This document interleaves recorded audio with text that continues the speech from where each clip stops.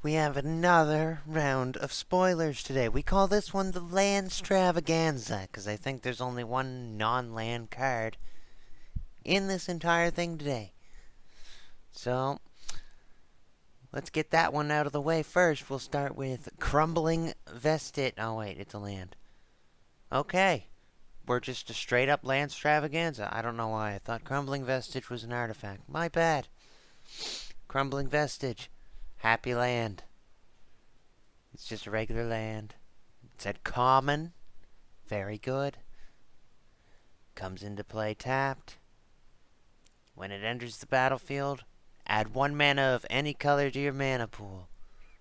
And you can tap it to add 1 colorless to your mana pool. So it's a land that comes into play tapped, but it still gives you mana when it enters the battlefield. So it just takes the whole thing away from it, like the downside. This is a great card. I like it.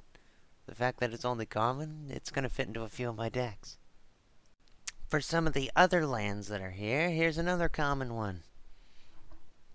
It's a Holdout Settlement, it's called. Nice land, tap it for a colorless, or you can tap it and tap an untapped creature you control. Add 1 mana of any color to your mana pool. This one's weird. I know it's going to be in some kind of broken combo engine somewhere down the road. I'm not good enough to create such a combo, but I'll be more than happy to play with it when it happens. Well, I hope you like them battle lands, or man lands, or whatever you want to call them. Because here comes another one. This one's called Needle Spires. It's at rare level, just like Shambling Vent and Lumbering Falls. Enters the battlefield tapped, just like them. This one taps for red or white. And you can pay 2 a red or a white. And it becomes a 2/1 red and white elemental creature with double strike until end of turn. Still a land. I think I still prefer Shambling Vent and Lumbering Falls, but I've never really been a red-white player. I have, however, been a Naya player. And in the right Naya deck, a 2/1 double striker that I can just make appear when I want to. That makes me extremely giddy. And I'm very excited to play with it. We have Seagate Ruins.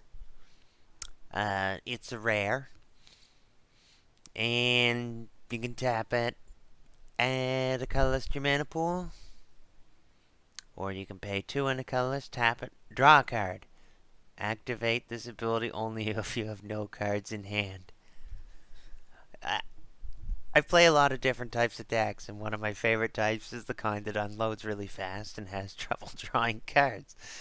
So when I have no cards in hand, and I need to draw a card, I can now go to Seagate Ruins. It'll probably be a similar kind of deck that Kozilek would be in. One that, is very, very concerned with refilling the hand. So the fact that this taps for colorless and does something later, that makes me eager. Very eager to try this out. And I mean, in a draft environment when you're out of cards and you need to draw something else, not bad. We have reprint at the common level, Unknown Shores. And notice, remember, because Unknown Shores was one of those older cards. This one taps to add 1 colorless mana to your mana pool, just like it did before. But before, all colorless mana was represented with the generic mana symbol. Like, you can also pay 1 generic mana, tap it, add 1 mana of any color to your mana pool.